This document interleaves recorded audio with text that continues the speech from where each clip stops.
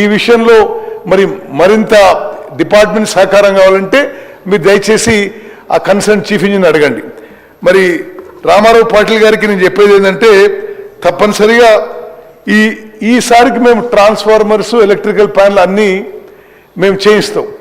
కానీ అది మీరు ఒక ప్రజాప్రతినిధిగా ఆడ రైతు సంఘాలు కొంత బాధ్యతగా ఆ స్కీమ్స్ని మీరు మెయింటైన్ చేస్తే అది బాగుంటుంది.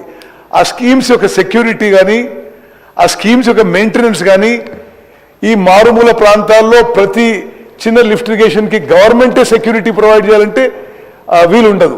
సరే రావులపల్లి మిమ్మల్ని ఏం తబ్బడతలే, నేను నా కాన్స్టిట్యున్సీలో కూడా ఈ ట్రాన్స్ఫార్మర్లు దొంగలించబడడం ఎలక్ట్రికల్ గతంలో జరిగినాయి.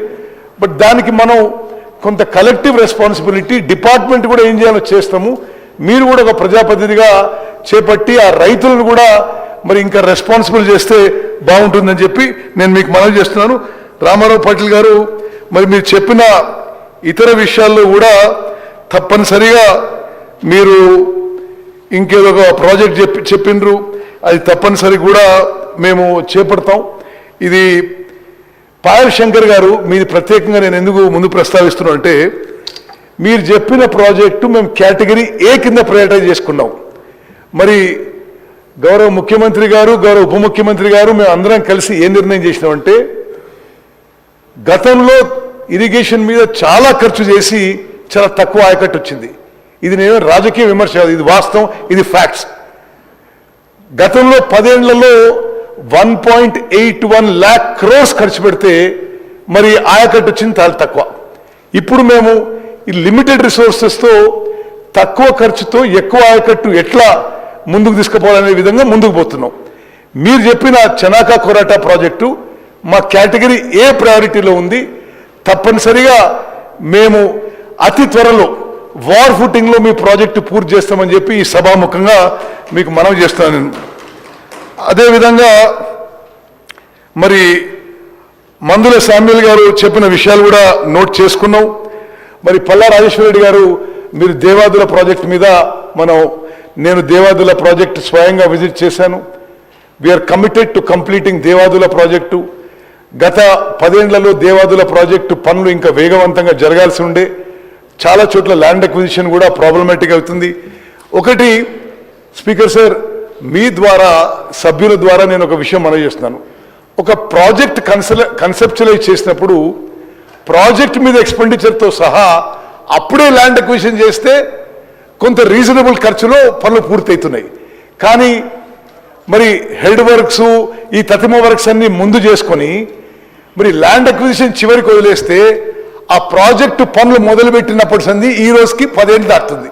ఈ 10 ఏళ్లలో భూముల ల్యాండ్ అక్విజిషన్ కాస్ట్ 10 రెట్లు 100 రెట్లు పెరుగుతుంది. అది వాస్తవ పరిస్థితి. మరి సభ్యులందరూ కూడా ఈ విషయాన్ని గమనించి తప్పనిసరిగా ల్యాండ్ అక్విజిషన్లో మీ సంపూర్ణ సహకారం కావాలని చెప్పి నేను మిమ్మల్ని కోరుతున్నాను. అదేవిధంగా ఈరోజు వచ్చిన ఇతర విషయాలు, మరి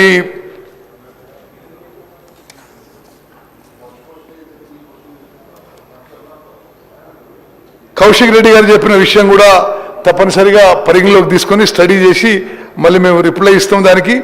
మరి అదేవిధంగా కుమ్మం అనిల్ రెడ్డి గారు చెప్పిన విషయాల్లో బస్వాపూర్ ప్రాజెక్టుకి గత ప్రభుత్వం పనులు మొదలుపెట్టి ల్యాండ్ అక్విజిషన్కి రూపాయి కూడా ఇవ్వలే.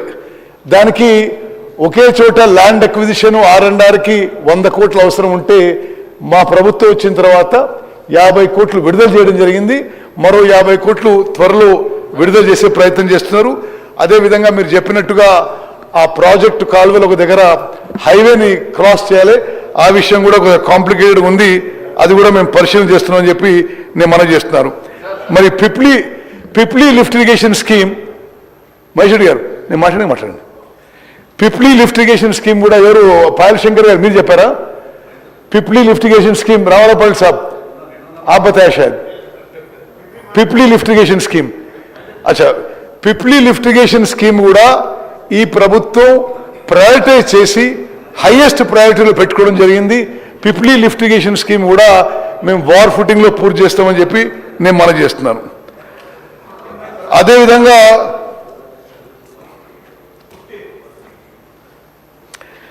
గంధమల్ల రిజర్వాయర్ గురించి చాలా